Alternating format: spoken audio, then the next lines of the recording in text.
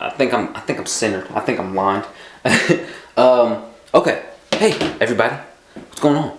I haven't recorded a video like this in a while, and I'm not doing the apartment tour right now because because my apartment ain't got nothing in it for real. Like, I just got my normal, usual stuff. I'll show my office. There's my office. Just the top part. Matter of fact, you can see a little bit of that. There you go, right there. That's my office. You got the sidewall over there a little bit. So that's all you're gonna get of the apartment tour. I'm not really trying to give out too much of that. But the reason why I'm recording this video is because I'm about to go to the gym, and a buddy of mine, Fu, he challenged me to do a 100. Hold on, let me look at it. I wanna make sure I got the exact name right. Okay, so it's 100 Navy SEALs burpees, 100 squats, and 100 pull-ups. That's the challenge that he issued to me. He had it issued to his buddy Major, I believe, is who issued it to him. So I'll leave a link in the description because he's the Tatted Ronin on YouTube. And he's a real good dude, real cool, like one of the coolest people I met. Just down to earth dude, real genuine, just one of the coolest people you can meet. So I'm gonna leave a link in the description of his channel because he's the one who challenged me to do this anyway. So yeah, it's that challenge where you do 100 Navy SEALs burpees, 100 squats, and 100 pull-ups. Now, in the video that I watched of his, it took him about 48 minutes, 45 to 48 minutes, I can't remember exactly how long, to complete this challenge. And I want to be able to beat his time. He told me I was going to kill it. And I'm like, man, I don't know about that. You know, it takes me a while to do my workouts. I'll be in the gym for like 2-3 hours. So I was like, man, let me just give it a shot. I'm gonna do it. I didn't feel like I wasn't gonna be able to complete it because I watched him complete it, and he inspired me. It was like, I'm gonna do this. I got this. So I'm actually about to head to the gym right now. It's a little bit later at night. It's 9:30 right now when I'm recording this. So I wanted to get a shot of outside when I will go to the gym or whatever. But yeah, not doing that because it's dark outside and it's snowy outside and it's ugly outside. I'll wait for the outside shots when I go fishing. Y'all gonna see me going fishing. Wipe my lens off because I feel like my lens is dirty.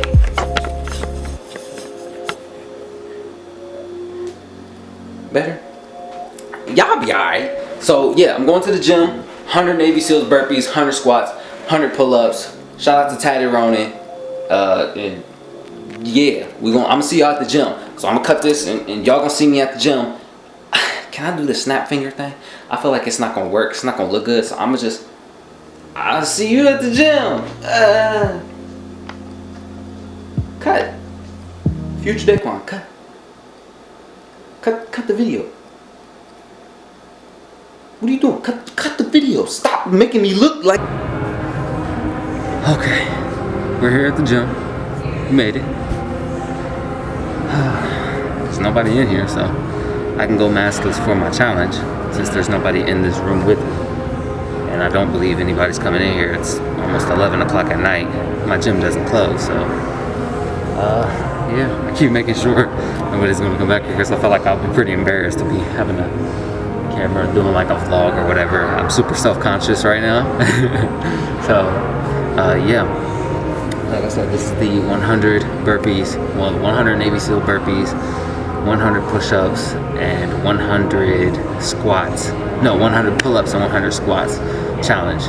But it's also push-ups too, because in order to do the Navy SEALs burpees, you have to do a push-up. So let's go ahead and get to it. I'm gonna have to put some music over top of this, the whole thing, or like I don't know. I'll put something over top of this to make sure that you guys can hear me. Well, no, you won't be able to hear me because I'll be back there. I'm gonna be right back here where the mat is, and the pull-up bar thing right there. Yeah, let me get a little bit upper. There we go. I think that'll be a better look. Yeah, I'll be back there. So I'm gonna cut out the music because they play copyrighted music in here. So let's do this. The first rule of success is to have a vision. You see, if you don't have a vision of where you go, and if you don't have a goal where you go, you drift around and you never end up anywhere. I mean, as you know, I was born in 1947 in Austria. after the Second World War. So I was very fortunate that I stumbled onto my vision. And I didn't really like Austria when I grew up. I couldn't wait to get out of there. I couldn't see myself becoming a farmer or a worker in a factory or anything like that. Even though my parents wanted me to stay there and have a normal life. But that was their vision, not mine. My vision was totally different. I felt that I was born for something special, for something unique, for something big. Then one day I went to school. I remember I was 11 years old, and they showed a documentary about America. And there they showed in this documentary the huge skyscrapers, the high-rises, the huge bridges, the 6-lane freeways, and all of this stuff. And I said to myself, that's where I want to be. I don't want to be around here with these little farmhouses and these little buildings. I want to be in America. One day after school, I walked by a store in Graz. So I went inside and I looked around, and then I saw a magazine. I saw a bodybuilding magazine that had Reg Park on the cover. Reg Park was then a 3-time Mr. Universe. And I saw him on the big screen as Hercules. I read that and I said to myself, wow, this is the blueprint for my life. This is exactly what I want to do. I want to become a bodybuilding champion just like Reg Park. I want to get into movies just like Reg Park. And I want to make millions of dollars and be rich and famous just like Reg Park. Do you know how great it felt that I knew where I was going? Imagine the majority of people don't know where they're going. I knew where I was going, that I'm going to become this bodybuilding champion just like him. So it was just a question of how do you do it? I was so relieved, because when you have a goal, when you have a vision, everything becomes easy. So people always ask me, when they saw me in the gym in the pumping iron days, they say, why is it that you're working out so hard? 5 hours a day, 6 hours a day, and you have always a smile on your face. And I told people all the time, I said,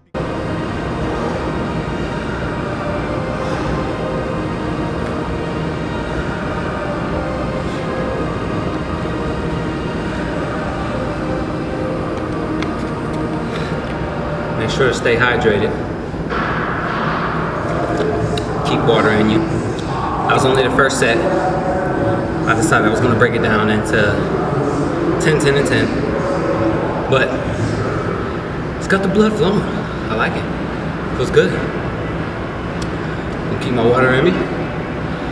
Probably halfway through it. I'll check back in and see how we feel. But that's only after 1. 9 more to go.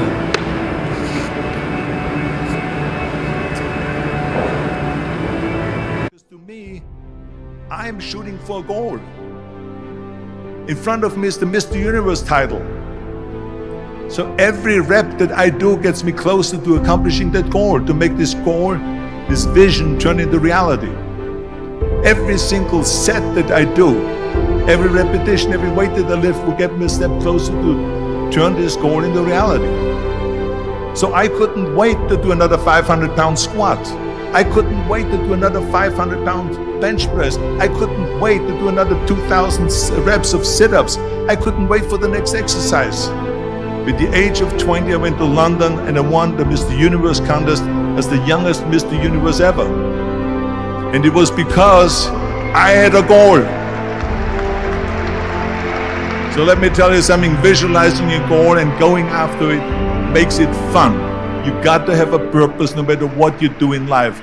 You got to have a purpose.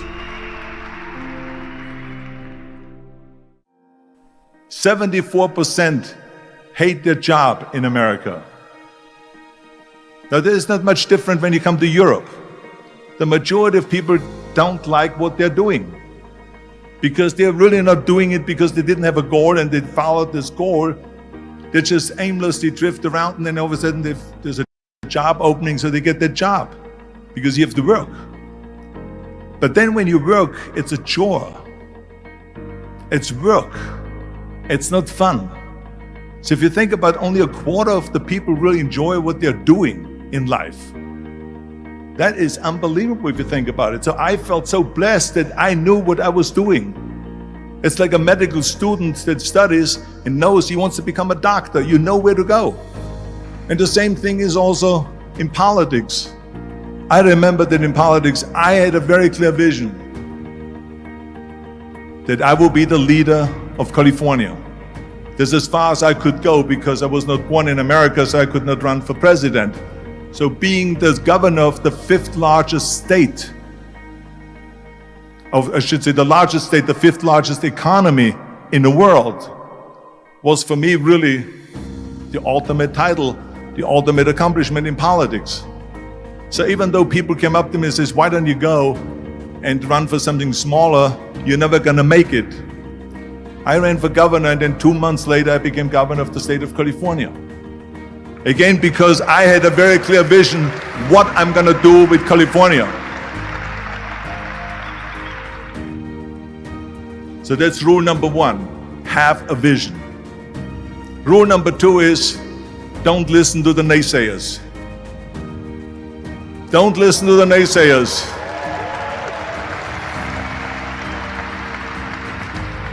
Everything I ever did, the thing that I heard out of people's mouth was, that's impossible. That can't be done. Or no. That is exactly what I heard, and of course I proved to the people that it can't be done. So whenever someone said to me, it can't be done, I heard, it can be done. When they said no, I heard yes. And when they said it's impossible, I heard it is possible. I'm a strong believer of what Nelson Mandela said, that everything is always impossible until someone does it. Well, I'm going to be the one, I said to myself, I'm going to do it and I'm going to show it to them. Maybe it has never been done before. That's perfectly fine with me. But I'm going to do it. And I did not listen to the naysayers. It's all about the hard work that you put in. I said to myself, in bodybuilding, I worked out 5-6 hours a day. I'm going to do the same thing now for acting. And of course, I went to college to study English. I studied the accent removal, acting classes, and all of this stuff all day long. I worked and I worked and I worked. And within a short period of time, I made one movie called Hercules in New York, which of course went right into the toilet. But it didn't discourage me. I still had the same vision. And then all of a sudden I did Streets of San Francisco. I did Stay Hungry and Pumping Iron and The Villain. And then all of a sudden I was asked by Dino De Laurentiis and by Universal Studio to star in Conan the Barbarian. And after I did Conan the Barbarian, the director at the press conference said to the press, the director was John Milius. He said to the press, if we wouldn't have had Arnold, we would have had to build one. So think about that. The very body that they said can never be sold because the time is wrong. A few years later, I'm doing Conan the Barbarian and it was the #1 hit at the box office when it came out in the summer of '82. Think about that. And the director says, if we wouldn't have had his body, we would have had to build one. So all of a sudden, my body became an asset, not a liability. And the same thing was with Terminator. After we were finished filming Terminator, Jim Cameron said to the press, if Arnold wouldn't have had that accent and talked like a machine, I think the movie wouldn't have worked. So think about that. The body and the accent that they attacked was an asset. But I didn't listen to those losers. I didn't listen to them at all. It's just the reality of it is that you cannot listen to the naysayers. So this is a very important lesson for all of you. So when someone says, no, this is a stupid idea, you in your mind, you don't have to say it, but in your mind just say to yourself, you asshole. What do you know?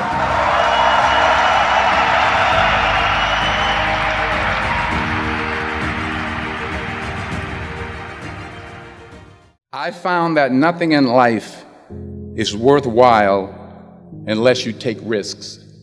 Nothing. Nelson Mandela said, "There is no passion to be found playing small and settling for a life that's less than the one you're capable of living." Now, I'm sure in your experiences in school and applying to college and picking your major and deciding what you want to do with life, I'm sure people have told you to make sure you have something to fall back on. Make sure you got something to fall back on, honey. But I never understood that concept, having something to fall back on. If I'm going to fall, I don't want to fall back on anything except my faith. I want to fall forward. I figure at least this way I'll see what I'm going to hit. Fall forward. This is what I mean. Reggie Jackson struck out 2,600 times in his career, the most in the history of baseball. But you don't hear about the strikeouts. People remember the home runs. Fall forward. Thomas Edison conducted 1,000 failed experiments. Did you know that? I didn't know that. Because the 1,001st was the light bulb. Fall forward. Every failed experiment is one step closer to success. You've got to take risks, and I'm sure you've probably heard that before, but I want to talk to you about why that's so important. First, you will fail at some point in your life. Accept it. You will lose. You will embarrass yourself. You will suck at something. There's no doubt about it. And I know that's probably not a traditional message for a graduation ceremony, but hey, I'm telling you, embrace it, because it's inevitable. And I should know. In the acting business, you fail all the time. Early on in my career, I auditioned for a part in a Broadway musical. Perfect role for me, I thought, except for the fact that I can't sing.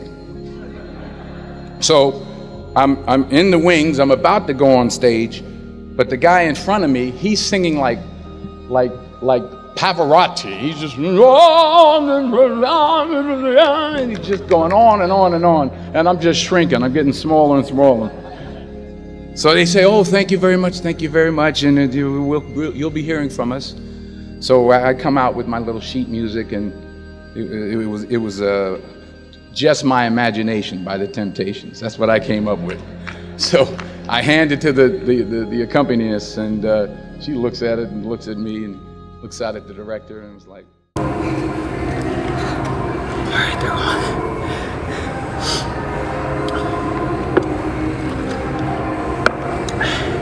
This hard. This hard. Really was killing me though. Is them burpees. Them burpees are serious. It's nice.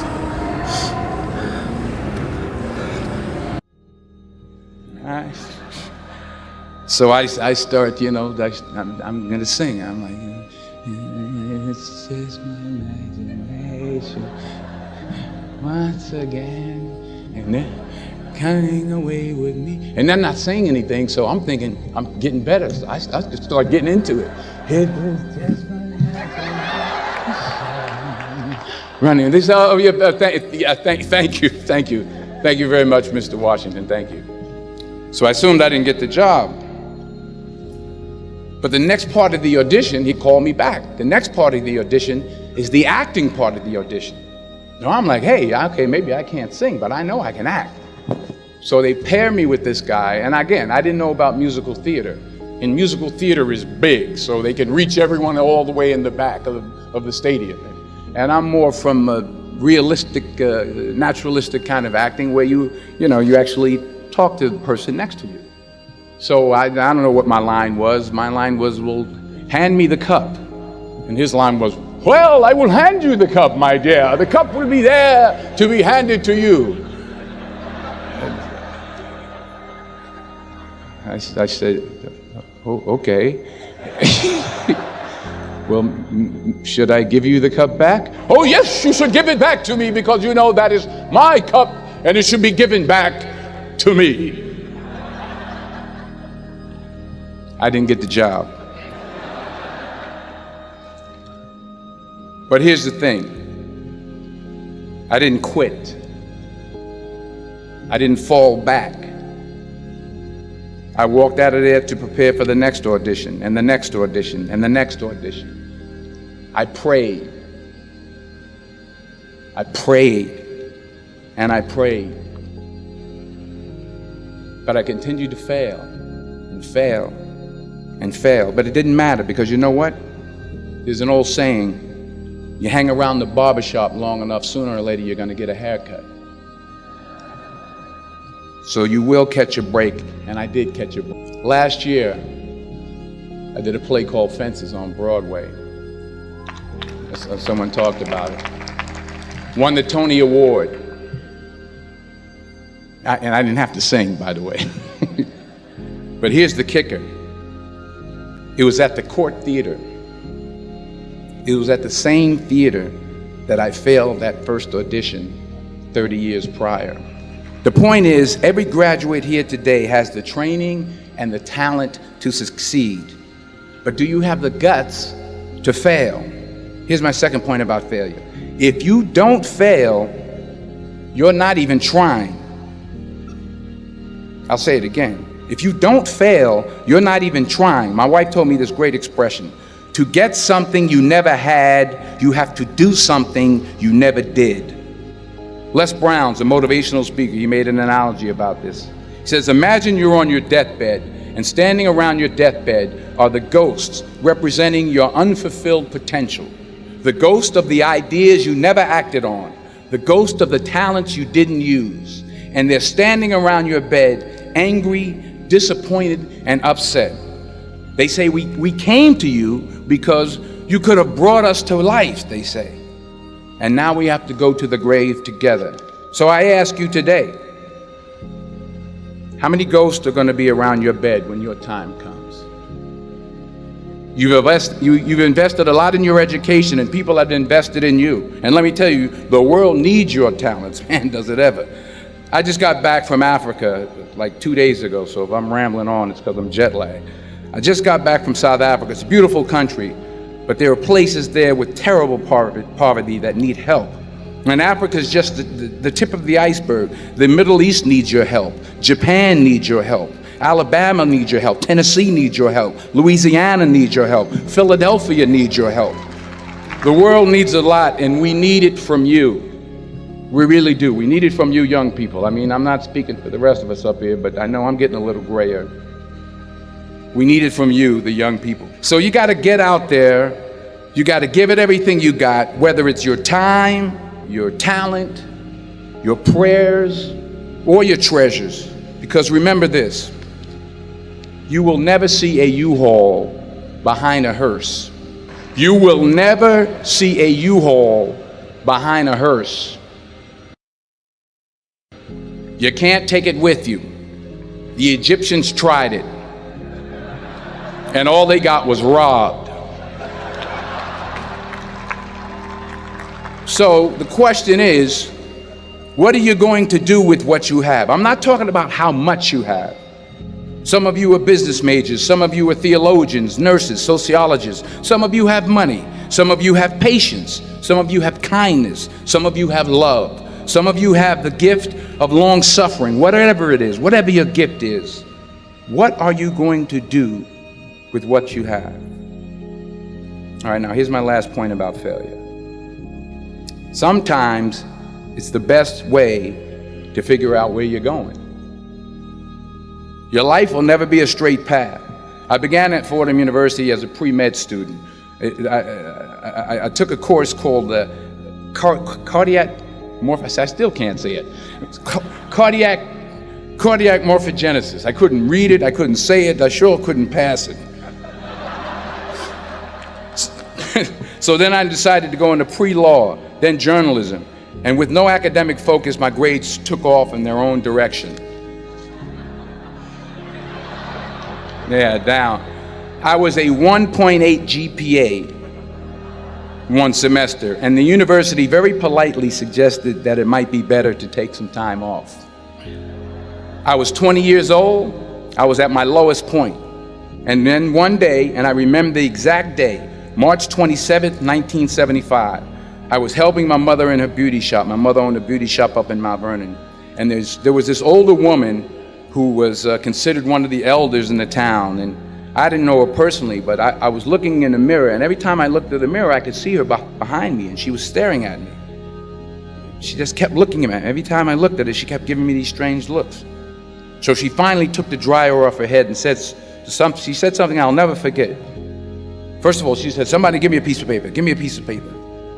She said, "Young boy, I have a prophecy, a spiritual prophecy." She said, "You are going to travel the world and speak to millions of people." Now mind you, I'm 20 years old, I'm flunked out of school. In fact, like a wise ass, I'm thinking to myself, maybe she's got something in that crystal ball about me getting back into school next fall. But maybe she was on to something, because later that summer, while working as a counselor at a YMCA camp in Connecticut, we put on a talent show for the campers. And after the show, another counselor came up to me and asked, "Have you ever thought about acting? You're good at that." So when I got back to Fordham that fall, I got in and I changed my major once again for the last time. And in the years that followed, just as that woman prophesied, I have traveled the world and I have spoken to millions of people through my movies. Millions who up till this day couldn't see me, who up till this day I couldn't see while I was talking to them, and they couldn't see me, they could only see the movie. They couldn't see the real me. But I see you today, and I'm encouraged by what I see. And I'm strengthened by what I see. And I love what I see.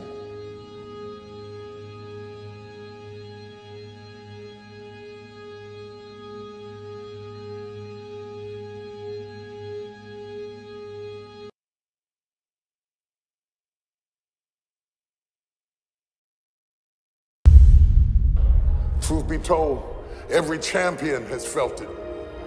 Every president has felt it. Every king has felt it. Every lion has felt it. Every winner has felt it. Every soldier has felt it. Every victorious person has felt it. The urge to quit. Don't you give up on your dream.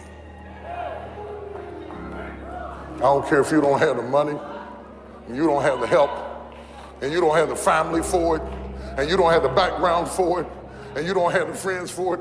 Don't you give up on your dream. Don't you do it. Don't you do it. Don't you do it. It may take you twice as long. You may have to take courses and classes.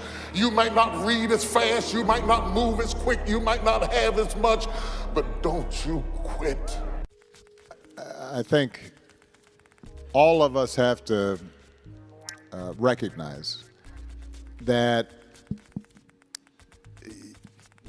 being a man is first and foremost being a good human.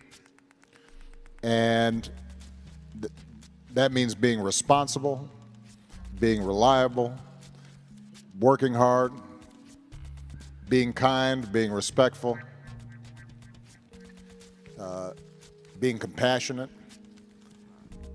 And the notion that somehow defining yourself as a man is dependent on, are you able to put somebody else down instead of lifting them up? Are you able to dominate as opposed to support?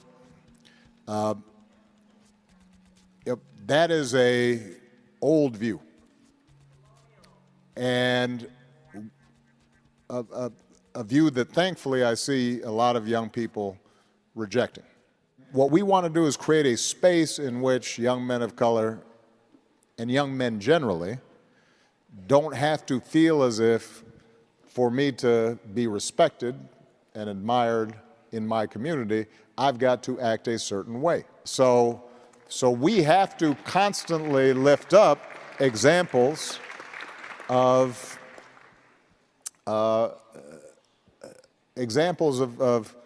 successful men who don't take that approach. And that's hard to do in this society because, you were talking about music. let's face it, a lot of hip hop and rap music is built around me showing how I got more money than you, I can disrespect you and you can't do nothing about it, I'm going to talk about you and punk you, and ironically, that actually shows the vulnerability that you feel. I mean, let me say this. Like, if you are really confident about your financial situation, you probably are not going to be wearing an 8-pound chain around your neck. Because you know, oh, I got bank. I don't have to show you how much I got. I feel good. If you are very confident about your sexuality, you don't have to have 8 women around you twerking.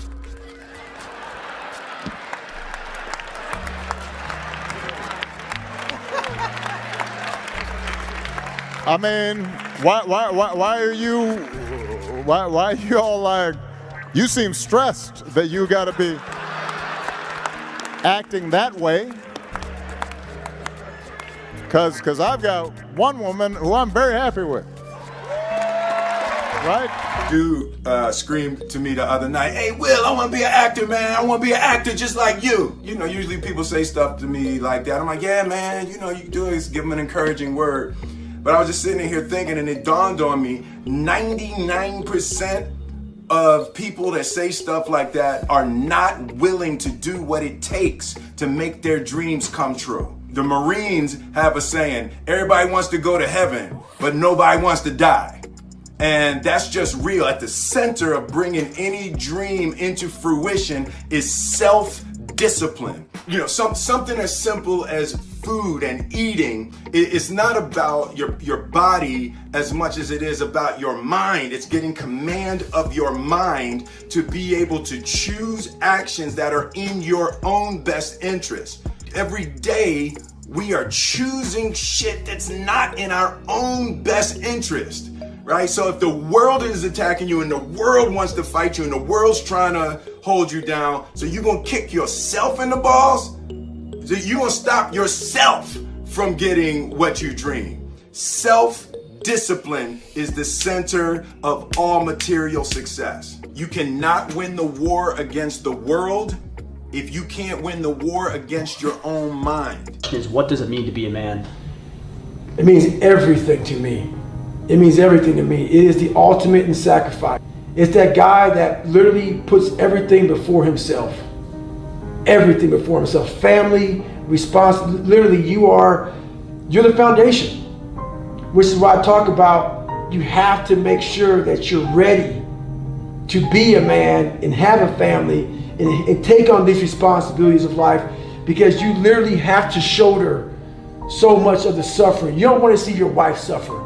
You don't want to see your kids suffer. Yeah, there's a point with kids. Kids have to learn a little bit of suffering. Sure.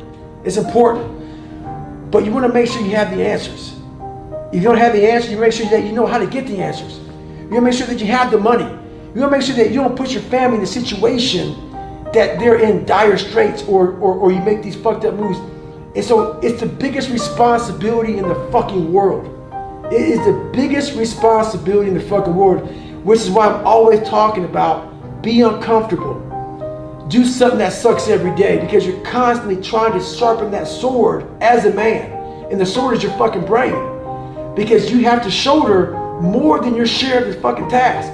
100% and then some. The problem when a father walks out of these dudes' lives is there's a hole in his soul the shape of his father. Men, we know what it is to be a man. We know the way. And it ain't easy. Whoa, no, it's not easy.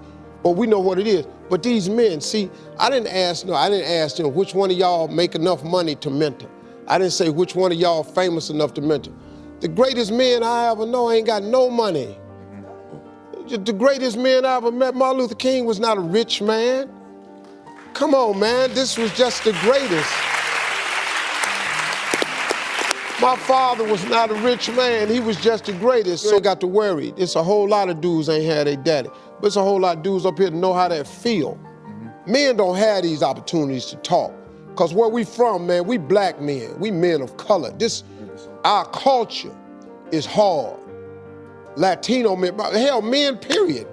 White men, it's hard. You get around other dudes, it's hard, man. We just men, we ain't supposed to cry. We ain't supposed to be hurt. We ain't supposed to. This is a dollar bill. Now, if I go to the store and there's something for 90 cents, can I buy it with this dollar bill? Okay, all right. So if I go to the store and there's something for 85 cents and after tax, it ends up being 96 cents, can I buy it with this dollar bill? Okay, all right. So what if I ball the dollar bill up? Think about it now. Like, I just balled the dollar bill up, like, so it can't be worth $1 now. It's probably worth like 95 cents, right? How much you think it's worth? $1. Listen, y'all gotta pay attention. I just balled it up, so clearly it's not worth $1 anymore. All right, so maybe, what if I step on it? What if I stomp it? I just stomped it. How much is it worth now? Maybe 65 cents, 68 cents? It's still worth $1? Okay, what if I ball it up, what if I stomp on it, and then I put it in the trash can, and it's in here with some trash, and it's around some beer, and some gum, and a bunch of other nasty stuff, and some guy off the street pulls the dollar out, unfolds it, how much is it worth now? Maybe 82 cents? And come on, at least 92 cents? It's okay, all right, so what if I ball it up, what if I step on it, what if I put it in trash, and then, watch this, I tear it in half. Think about it now, right? How much is it worth now? $1? I could tape it? Whoa. Shh. Wait. Wait a second. I just balled it up. I just stepped on it. I put it in trash. I pulled it out. Then I tore it in half. And you mean to tell me I can pick the dollar up, I can wipe it off, and I can put some tape around it, and it's still worth $1? Then why, if this dollar doesn't lose its worth or its value, then why do you feel like you've lost your worth and value? Because many of you feel like you've been stepped on, you feel like you've been pushed aside, you feel like you've been abandoned, you feel like you've been talked about, you feel like you've been abused, like someone took from you, someone hurt you, somebody took advantage of you, and deep down inside your core, you feel like you've lost some of your value. And I am here to tell you today that this dollar still has worth and value, because there are some men years ago who put value over this life and said that no matter what happens to it, it can still be taped back together, it can still be wiped off. And I am here to tell you that you were created and you're born and you're here and you have life and you have purpose and you have value. And though you've gone through some hard times and though you've experienced some depression and you might be wanting to hurt yourself and you might want to give up, I am here to tell you you still got worth and value. And there is nothing that can happen that can take your worth and your value away. So what you gotta do now is you gotta pick yourself up. You gotta dust yourself off and you gotta keep moving. Let me tell you something. God tapped me on my shoulder and he told me he was giving me a gift. He said, I'm giving you this gift. But let me tell you, this is not an easy, you get it, you sit down and all of that.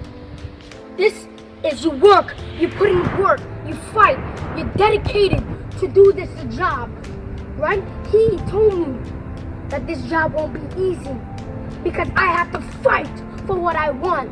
He said, you, young Jamaican trainer, fight for what you want because what you want won't fight for you. This is hard work and dedication. Let me tell you, if you want an education, you have to go to school to learn knowledge, right? School won't come to you. You have to go to school. So you have to fight for what you want because what you want won't fight for you. Now, you want to make a basketball team, right? Grind time. All the training, the practice is paired and it's intense, right? But you have to fight for what you want because that won't come to you easy. You have to put in that work. See, the young Jamaican trainer, up to this day, I am still fighting. God gave me the gift, but I am not there yet. I'm telling you, I am not there yet. 50%, but I'm still fighting. You see, I'm still working out each and every day, each and every night, each and every morning. Me and my brothers, we are doing our push-up. We are staying focused and dedicated what we were made of. See, God gave me that gift. And I have to fight for what I want. Because it won't come easy in life. And guess me, let me tell you this. I am the young Jamaican trainer. I am the one who's pushing people, who's motivating people out there. I'm the young Jamaican trainer. I'm still motivating my brothers, motivating my friends. I'm even motivating myself. I'm saying, come on, trainer, you got this. This is grind time. Stay in that mindset, stay focused. God gave everybody a gift. Let me tell you this, God gave everybody a gift. And he gave them a specific gift. And he said it's not gonna be easy. You gotta keep on fighting for what you want. Cause it's not gonna be sitting on your couch, watching TV, playing video games. No. That's not how we're gonna do it. We're gonna put in that work. It's grind time, baby. It's focus. We focus. We want that muscle. We wanna be built. We wanna make the basketball team. We wanna get an education. We want college people to recruit us. We don't wanna go looking for college people. Cause let me tell you something. Right? You don't have to sign something for the street.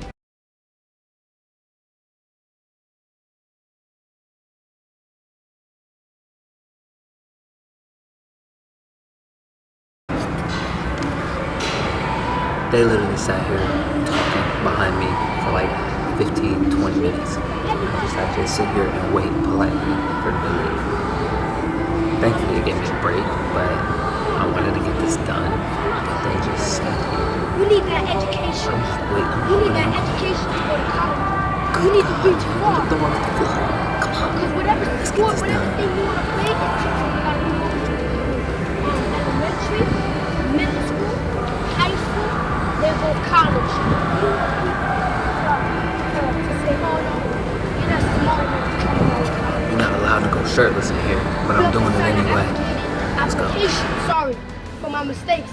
You have to sign an application and wait 2 weeks later. You don't get a phone call back. You wasn't accepted in the school. No, you want college people to be recruiting you.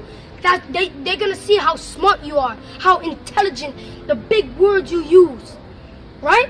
In that interview. So let me tell you this. You have to fight for what you want. Because what you want won't fight for you. And this is why I get so frustrated. Somebody's still talking. Come on.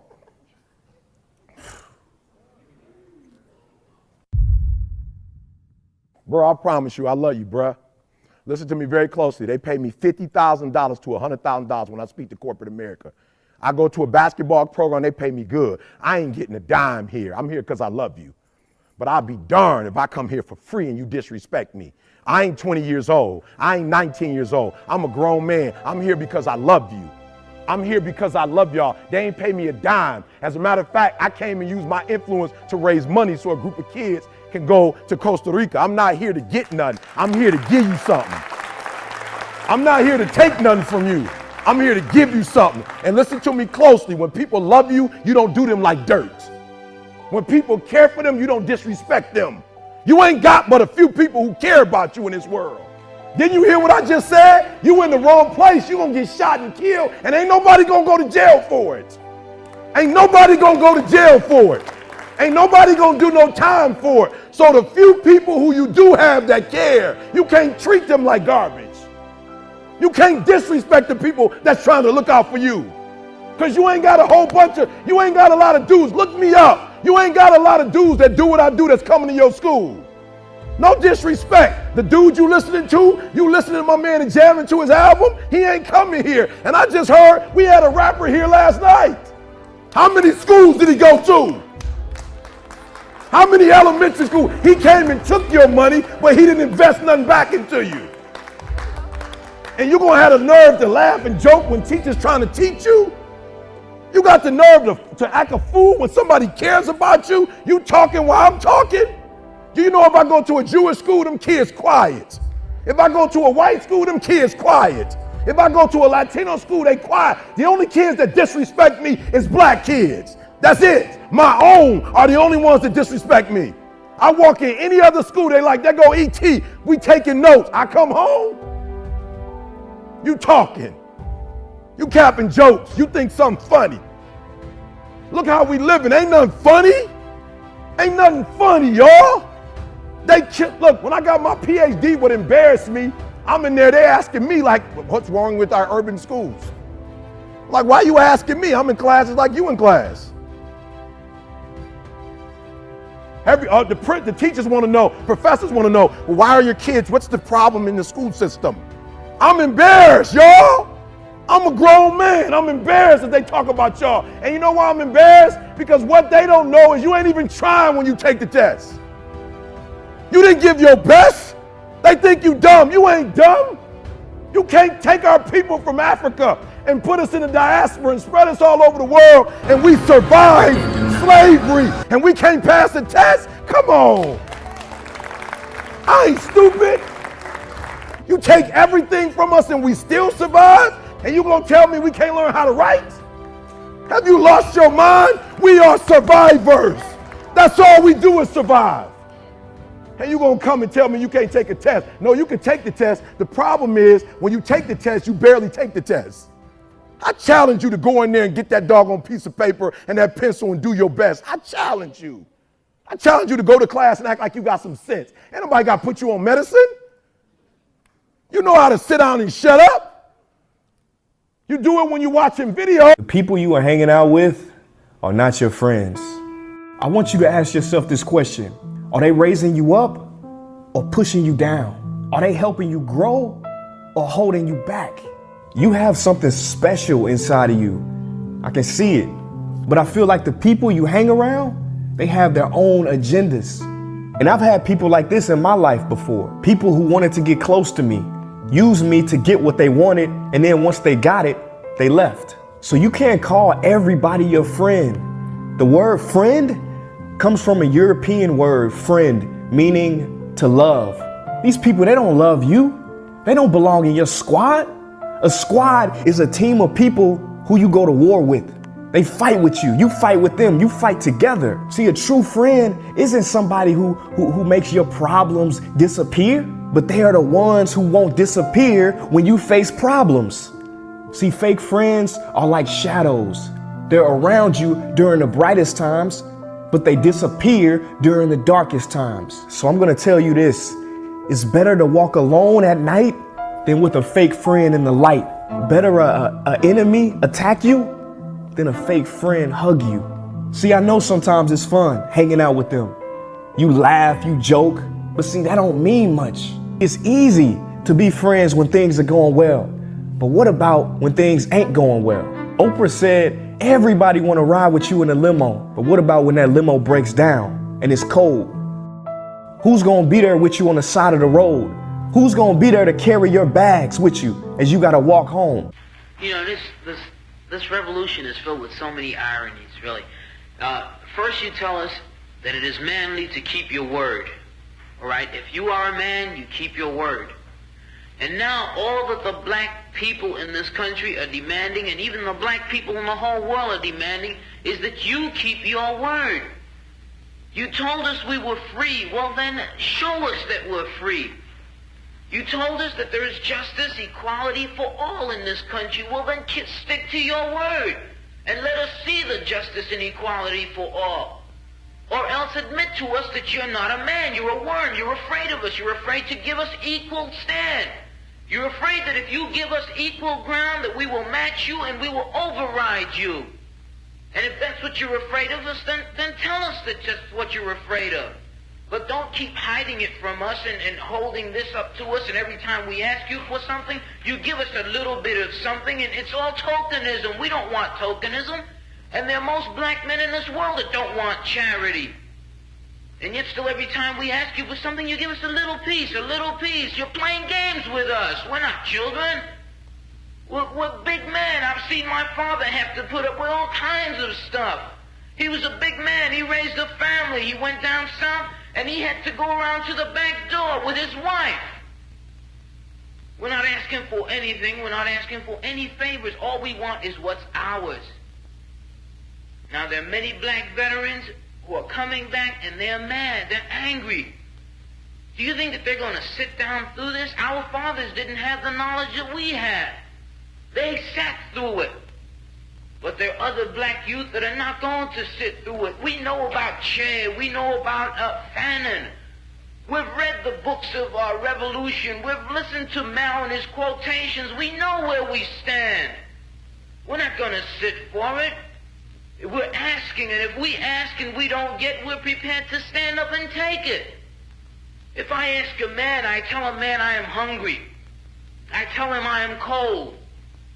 And I ask him to do something about my condition. And this man holds a loaf of bread right in front of me so I can see it, and I keep asking him, I'm begging him to please give me a slice of the loaf of bread. I am hungry. Then it is known by every psychologist that the next step in the progression is I am going to knock him upside the head and take the bread from him. I'm not going to starve to death. All we're asking, no one wants to see blood. No one likes the smell of blood. No one wants war. Anyone who's been in war doesn't want war. Everyone knows what it is to see the inside of a man's gut hanging out and see your friends die, see relatives die. No one wants to regress back to the state of mind where you have to think it's all for the cause, therefore my mother has to die, my wife has to die, my brothers and sisters have to die. No one wants that. But you're pushing us to it. You're leaving us no choice. We're asking, we're begging. The students up at Columbia, they ask. The brothers down south ask. The brothers in Latin America, the brothers in Africa, they're all asking. All they're doing is asking. Our fathers asked. Our grandfathers asked. The presidents of our universities, our colleges had to go to your back doors to beg that their children be given just enough money so that they could be taught something to live off. And yet still they ask and ask and ask, and you refuse to give them anything. That's it. I feel good. Better than I did earlier. Weird. Now, we're just about out of patience. We're not going to ask anymore. The news media says that it's only the young that are militant, only the young that want this and want that. Okay, but we're 40% of the black population now. Or we were a year ago, and still yet we're climbing. Before long we'll be 50%, 55%, and then we'll have the command. We're not going to take it. We're not going to take sitting in rotten parks and in places that just aren't fit for living. We're not going to take it.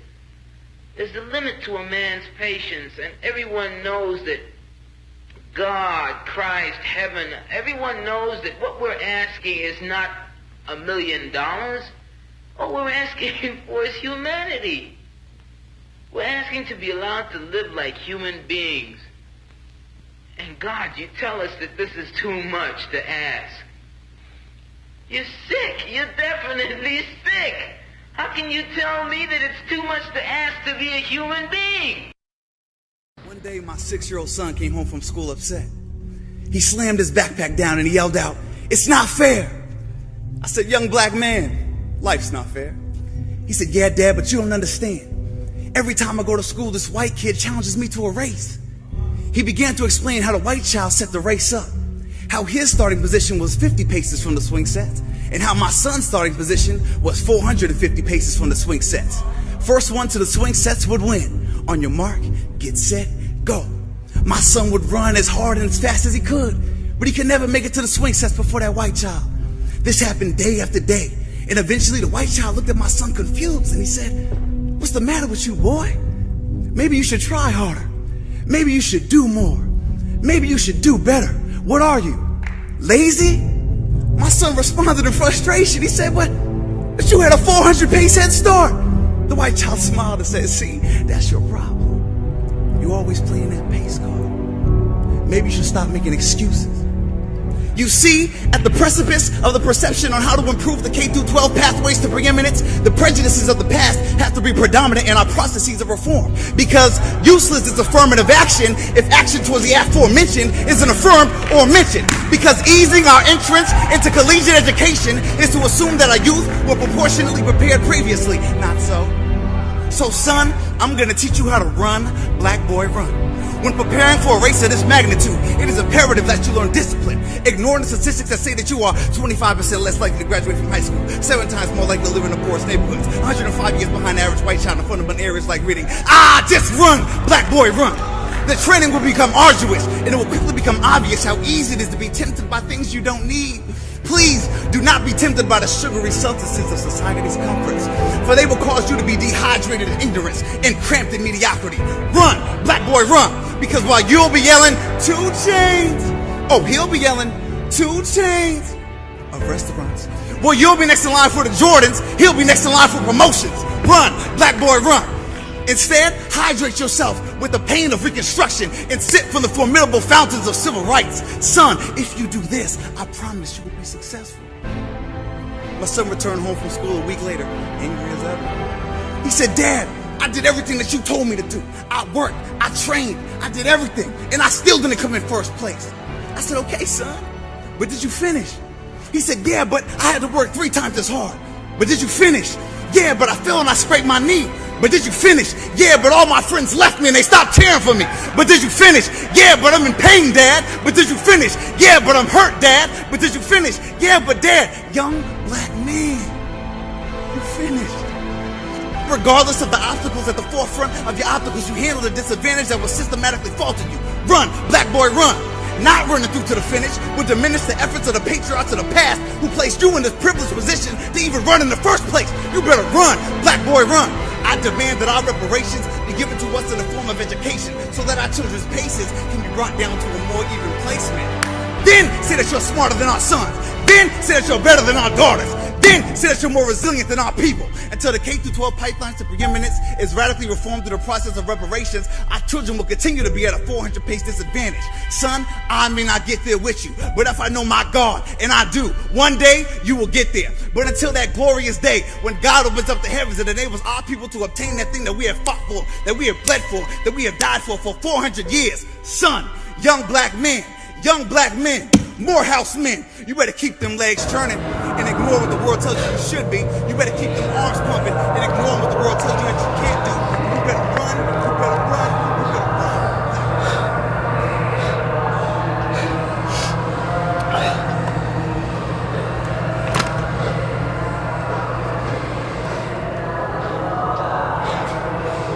Let's go home. Feel good. So I'll say this much. After going through the entirety of that workout, I'm beat, but I feel good. It started off way harder than it ended. And I don't know if that's because, when you take the shirt off, you get to go Super Saiyan or whatever. But on like the last 3 sets, I felt real good. I mean, I was drained, but I kept pushing through or whatever. But man, those first like 4 or 5 sets really had me beat. I was winded. I was winded early.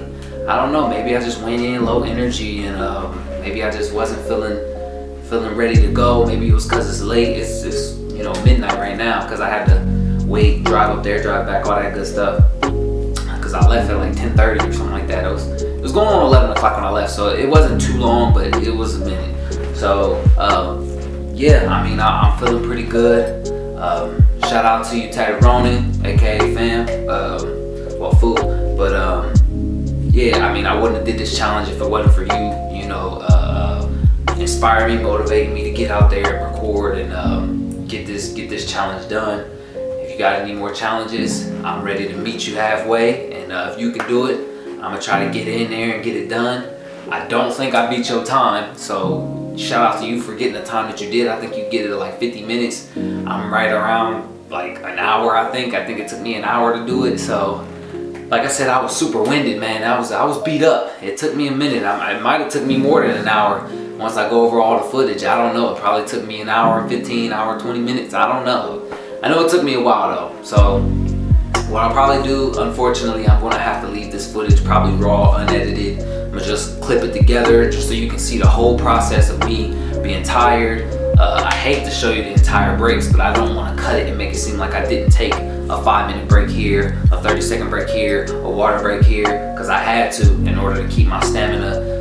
If I kept going, I'd have got too winded, and I feel like I probably would have push myself too hard, and you know, once I go too hard, I struggle to breathe because I still, like, I had asthma as a kid, so I haven't 100% gotten past it. I just exercised and got myself to a healthy point where I no longer need an inhaler. So I'm feeling fantastic. I'm feeling great. You push me, man. You push me. So I'm not the type to go out here and, you know, flex or nothing like that. Yeah. I don't do that. That's not my type.